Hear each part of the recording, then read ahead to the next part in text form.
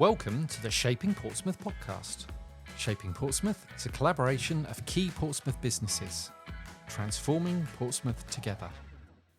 Hello and welcome to another Shaping Portsmouth podcast with me, CEO Dave Humphries. And today I am joined by Steve Piper from SI Digital. Welcome, Steve. Hi, Dave. Some people may know you, especially from our conference. Yep. So you came up on the stage and kind of shared your story. But for those that don't, it's a really good opportunity to do that. But first of all, SI Digital, that's your business. Tell us about that. It's been going a while. I set it up 24 years ago now, so it's back in 2001. Originally, I was in Essex at the time, and I used to come down here. A friend of mine was at university down here.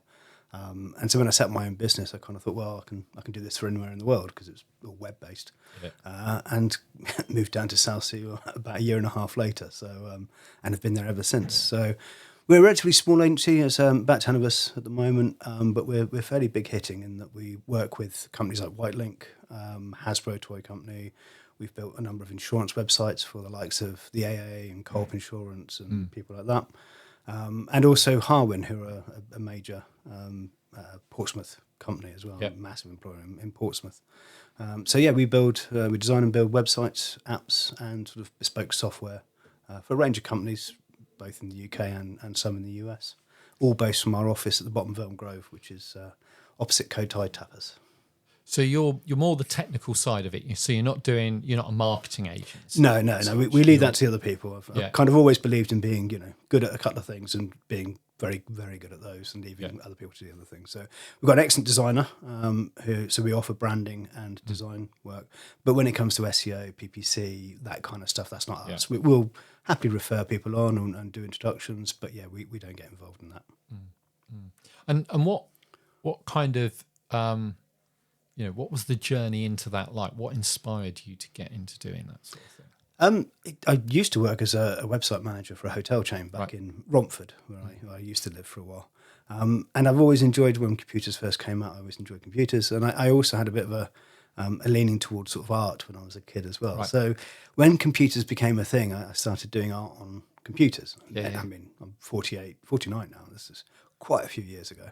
And I just really enjoyed it. And it just kind of, I saw it was just interesting to generate art on a computer. So like the design side of it particularly. Yeah, I mean, that's why I always enjoyed more. And then eventually I decided to go off on my own from the hotel chain. Turns out I'm not a very good developer, and I figured that out very quickly, very, very quickly indeed. So the first hire I had was a developer to take over that side of things because I was just so bad at it. But I still have an interest in the design side of things. Still have an interest in the way we code things. We enjoy solving problems. We enjoy the kind of the when people come to us and go, well, we've been to a few agencies that have no idea how we're going to connect this bit of data with that bit of data or whatever it may be. We love that kind of challenge. We love the kind of, how can we make this work? How can we make things easier, streamline, while still making things look really good as well? Yeah, definitely. And the being a fairly small business in the city, what are the big challenges for you? Recruitment is less of an issue. It used to be a bit of an issue because we are now offer kind of remote working for. We're not fully remote. We have sort of occasional monthly meetings in the office. We find office space can be tricky. We have far too big an office space at the moment. We're tied in for another 2 years, and the cost of that is a little bit much for what we need it for. But there's no sort of smaller offices that are suitable for what we need. Our office now is typically used for client meetings, especially when we have the first client meeting. Yeah, you wouldn't be the first person that I've heard that from in terms of there's an ideal size kind of space for small businesses, and that's what's really lacking. It's people, it's either too small or too big. The sort of happy medium for small business just seems to be, and it might just be that's because that's where most of the demand is, so it's all taken up. I mean, Lakeside does a good job of offering various spaces and different sizes, and that's great. but I've always wanted to try and keep in the city, Yeah. because we go to local restaurants, we go to South Sea Coffee and places like that to take our clients out to try and keep sort of money in the local local economies. We don't tend to go to Starbucks for our coffees and things like that. So I've always wanted to try and keep it in the city if possible. Also, people that do live in the city can then walk to the office as well. So it cuts down on the commuting and the cars on the road. Yeah, definitely. And in terms of the future for your business, where do you want to go? Where do you see it going? What's the sort of aspiration? We need to grow. We're a really annoying size at the moment. We're too big and too small at the same time, which is weird, but it's a stage you can get to. So we need to grow, and I don't want to grow to sort of 50 plus. I think somewhere in the sort of 25, 30 people range would be about right. I still want to keep doing what we're doing. I'm interested to see what can happen with AI. Yeah. At the moment, there's a lot of bluster and a lot of isn't it amazing and so on. We're not finding real world quality examples of AI being used for what we do. Right. But that doesn't mean that in 2-3 years' time that won't be the case. And there could be some fantastic uses of it that we would really get on board with. I think there's still there's a lot of challenges out there still. And obviously the internet's not going away, so it's going to be here for a while. So I think there is a lot of potential, and I think there are a lot of exciting things to come. Just don't know what they are yet. Yeah, do you know what? It's interesting. I read somewhere a little while ago that said within 5 years Google will be redundant. You won't use a Google search engine. And I kind of thought that's just nonsense. But I now find myself using AI more for answering questions than I would an internet search engine. So I suppose there's something in that. But from the work I do in terms of photography, I suppose there was a fear that AI might take over. You wouldn't need photography because people would just generate images, but AI still gets things too wrong for that to be an issue. 8-fingered people is so common. That's just one example. But where it's really good is things like if I want to expand an image or I want to change the angle of the crop and I need to fill in the triangles. And it generates those little bits really, really well. It's incredible. Yeah. So in some respects, it becomes an amazing tool. So I think it's here to stay. It's where it goes, what it does, the impact of it. I especially in the digital world, I can see that it would be really, really powerful. But will it ever take over? Will it ever be able to create in the same way as the sort of creative mind of a human? I don't know. Yeah, I think that's the case. I mean, I saw a brief interview with, I think it was Ben Affleck the other day on Instagram, and he was saying, AI has potentially has a place once the idea has been created. Yeah. But AI can only get data from stuff that already exists.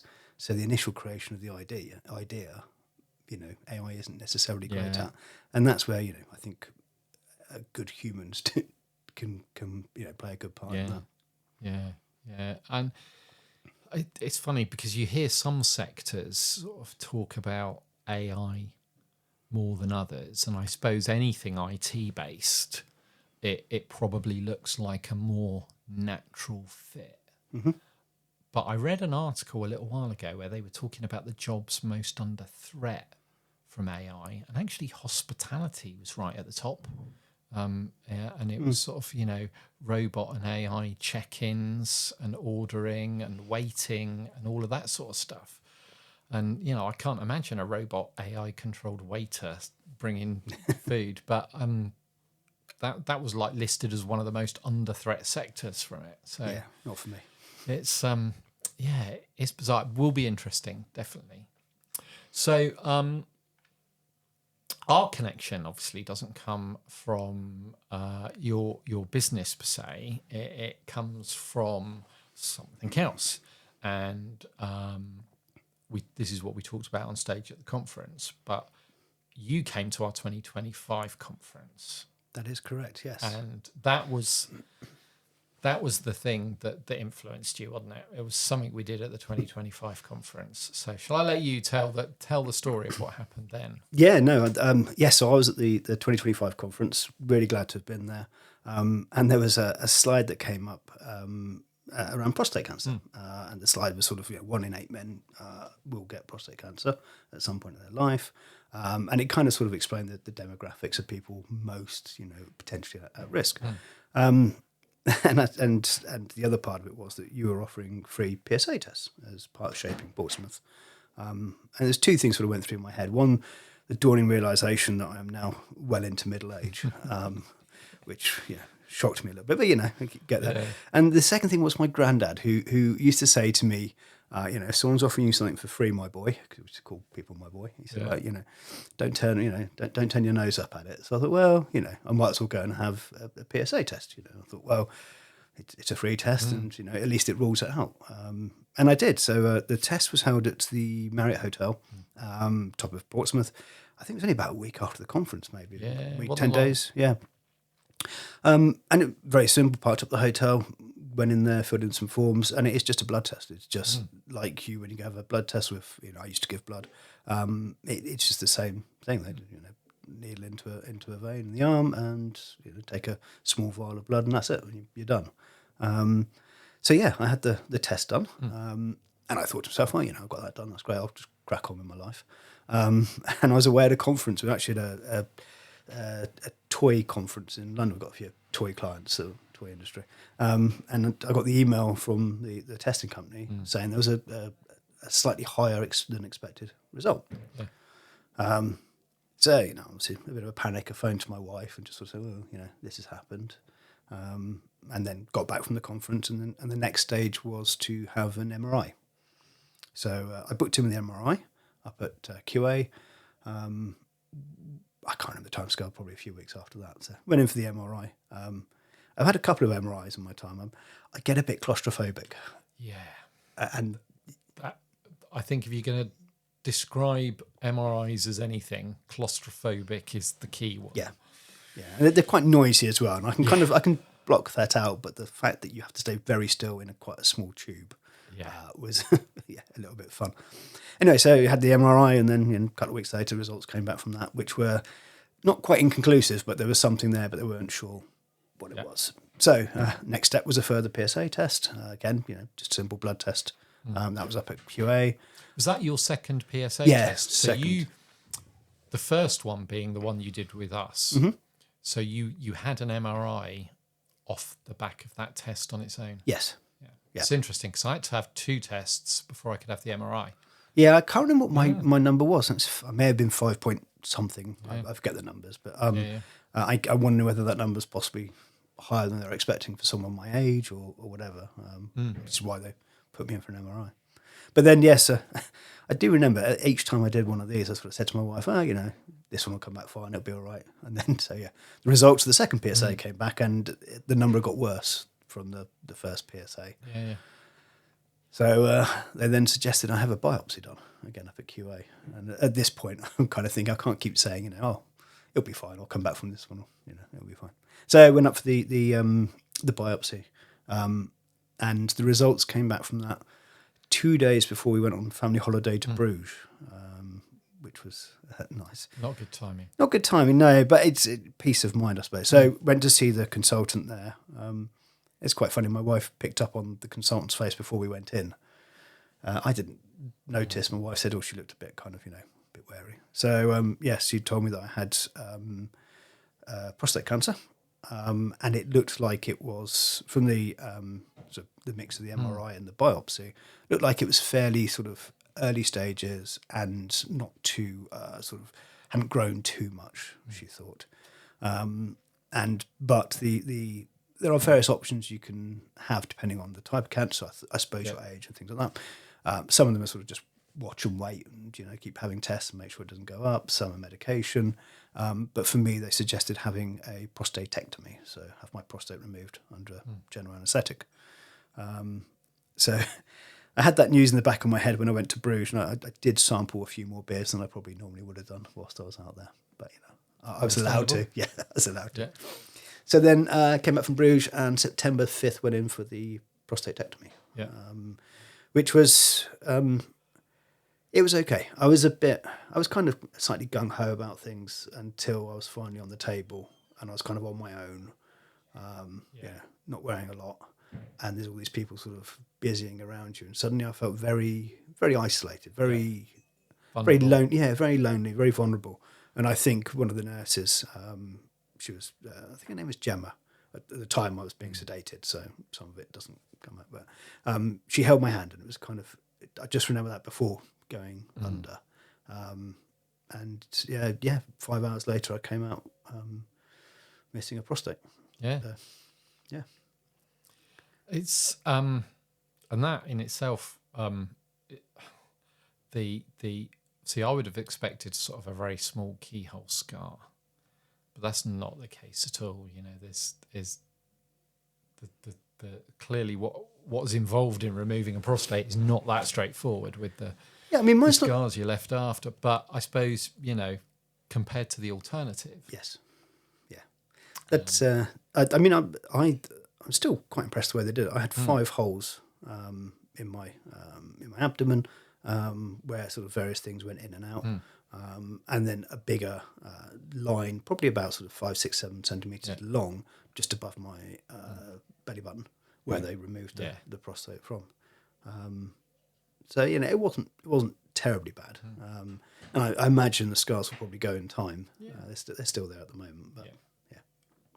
But again, the alternative. Absolutely, yeah. So the it's interesting. So I think the first point is to cycle all the way back to the beginning, and that PSA test.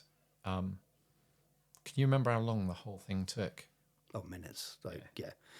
They gave me some paperwork to fill in. I started reading something. They called me in, and then that's 3 minutes later, I'm out. Longer than the test, isn't it? The paperwork. Yeah, absolutely. I think the timings they give us are 3 men in every 5 minutes, something like that. It's really, really efficient. Yeah. But I think the point is, it is a really small, rapid blood test.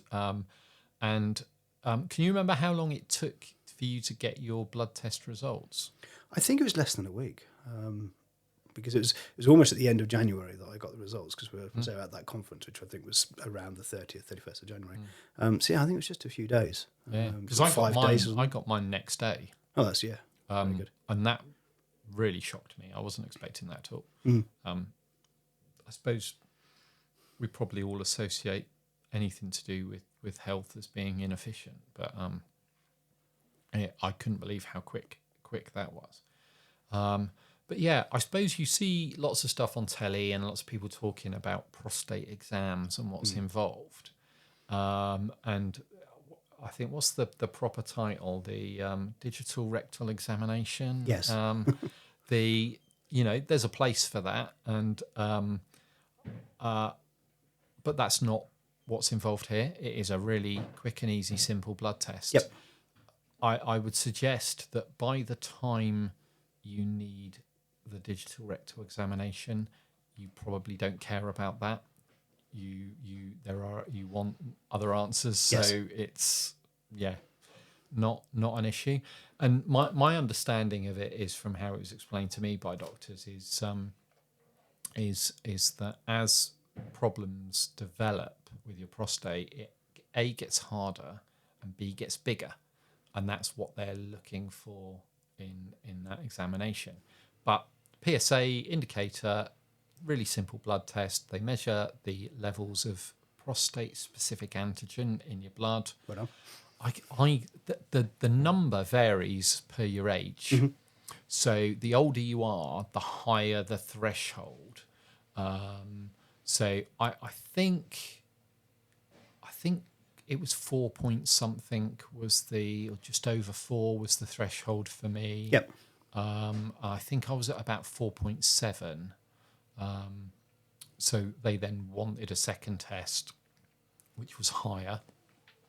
And that's when I then went for the MRI.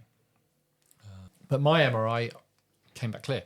And I think that's the difference between and we've spoken about this before, because I think they can say you haven't got it from an MRI. They can say you are all clear. There is definitely nothing to worry about, but they can't say for sure the other way at all. Yeah. And I think that's what happened for Yeah. me, is that there was they couldn't categorically say it was all clear, so they had to assume the worst, I guess. Yeah. Is the only way to go.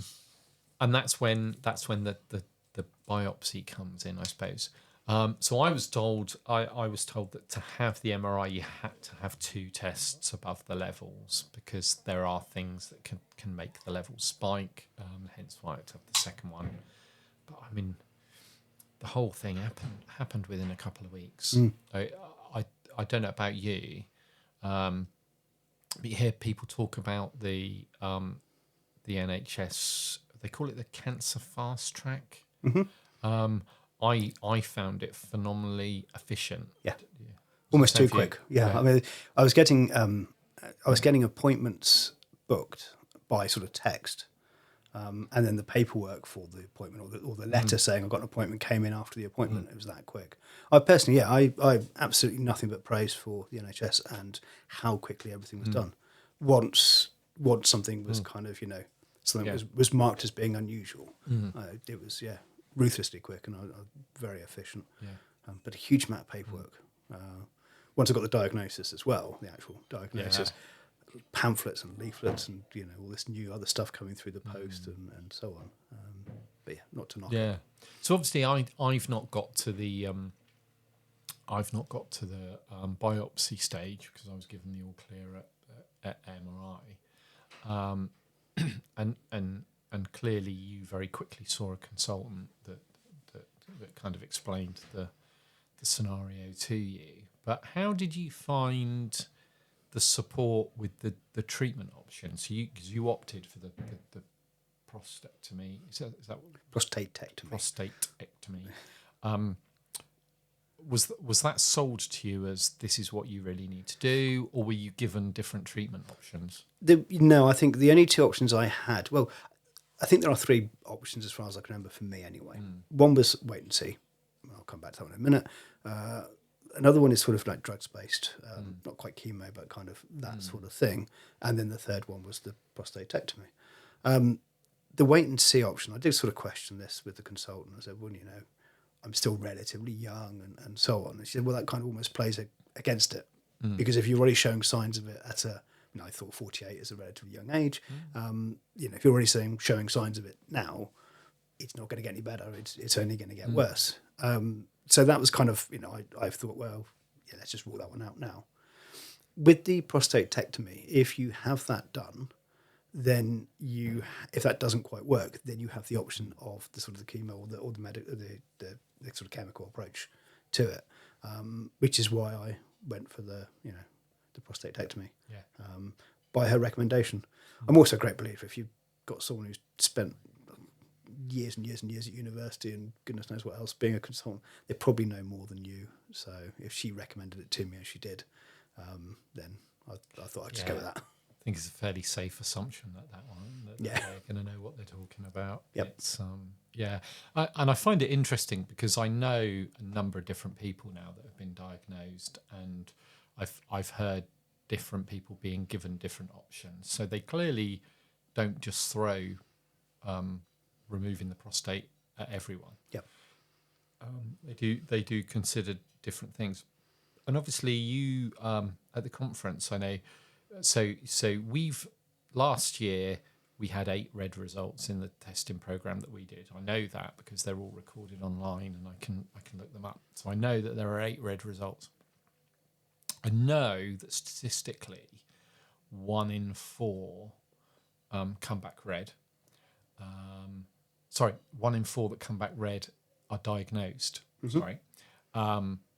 And I think it might be 3 or 4 in 100 tests are red. So you're generally looking at 1 diagnosis per 100 tests statistically. But I know on that day we did about 30 tests up at the Marriott that day that you tested. Yep. I know we had 4 reds, and I know 2 of you were diagnosed out of that and in fact, you at the conference met the wife of the other person that was diagnosed at that same. Yes, yeah, she same came up to me testing. after I was on stage for a little bit. Yeah. So if you looked at the other tests in isolation, statistically, there's probably another one from last year kicking around, and statistically, we should have a diagnosis from the year before kicking around. So we could potentially have identified 4 men so far. And I mean, obviously, you alluded to being sort of quite young in sort of prostate terms. Happily admitting to being middle-aged, but in terms of that prostate, if you went into your GP, they would probably suggest that until you were 50, you shouldn't need a PSA test.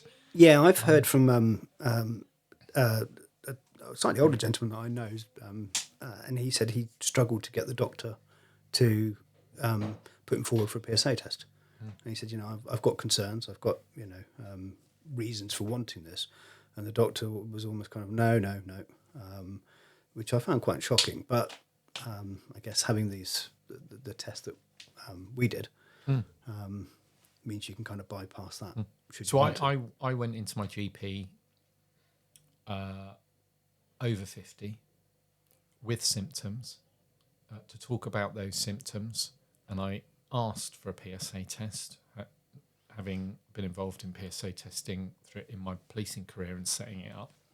So I knew what it was. So I asked for a PSA test, and I got offered a urine test that they dipped, and they said I didn't need a PSA test. I was dehydrated, and I should go away and drink lots more water. Now, I suppose anyone that knows anything about your prostate and the issues that come with that, drinking more water is probably the single worst thing. Didn't help at all. Created more problems, and I went and got the PSA test myself. So different prostate issue for me than cancer, but it's frightening how many people get refused that at 50. But the point I was alluding to with you happily, sort of describing yourself as young in those terms is actually the other guy whose wife you met he's 44, so even younger still. Yep.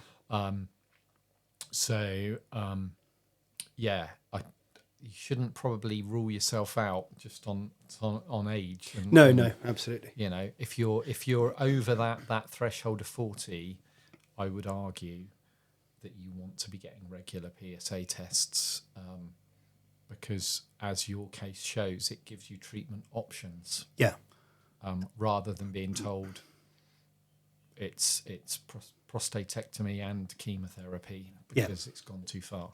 Yeah, I mean, early diagnosis for this one is a relatively slow growing cancer, so there are a lot of benefits a huge number of benefits to catching it early.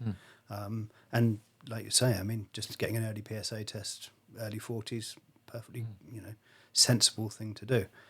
The earlier catch it, the better the options, the better prognosis, and so on. So, I would recommend any man listening and around about in their 40s go and get one done. What you've done there, Steve, is you've pretty much articulated a business case for a mass screening program. That'd be nice, wouldn't it? Yeah. And clearly there are lots of organisations, and I think Prostate Cancer UK are probably the most interesting, because in the last decade they've done a complete about turn from you shouldn't get PSA testing to you now should get PSA testing and there should be a national screening program. And then recently there's been an announcement at government level that there will not be a mass screening program, which just makes no sense. How do you view that one? This is slightly contentious, isn't it, I suppose? I can understand why they don't want a mass screening, because it's going to highlight high levels of people that probably then need to have a MRI. An MRI is a costly, time-consuming, resource-intensive thing to be done. Yeah. And I guess they don't want to put the NHS in any more burden than it currently is. I mean, the flip side of that coin is that men will die as a result of that. Yeah. So it's I obviously I can see both sides, but I think us men are worth keeping around. So I think it's not the most sensible thing to do to not put in a mass screening, or at least start it somewhere. At least start, even if you started at 48 plus or something like, I don't know, but just start with something. It would be better than just not doing anything at all. Yeah, definitely. And it's certainly something that we're going to keep banging the drum on and championing. I think we will, as long as the demand is there, we will keep trying to find a way to make the testing program work. So how we run it at Shaping Portsmouth is we will put on a PSA screening event like the one you went to at the Marriott. We will go to employers and offer it to them to fund any of their staff having that test that they want to. But what we do is because we're doing it en masse, we can negotiate a deal with the tester to bring the cost down, and then we use money that we source through grants, sponsorship, whatever, to then match fund the cost with the business. So we're effectively offering employers a test for £10 per staff member that they're getting do it, which is very good value, especially when you consider the outcome. Yes. Potentially. Yep. So we've got plans to run more of those events this year. I know last year we did one event which was with the support of Portsmouth Historic Quarter and Hannah and the team down there, in Boathouse 4, which we opened up for any member of the public to book on and pay the £10 themselves and come in. So we did a few there. We'll probably do one like that again this year, but absolutely worth doing. I can't say this enough, and obviously you're a living testament to the value of having these tests. Interestingly, because we were talking about the efficiency of the whole thing, and I have a raised PSA level, so I now have a 6-monthly test through the NHS, and I have a self-service app. I get the paperwork for the bottle labels and everything sent to me. I just book the test with a phone call, turn up.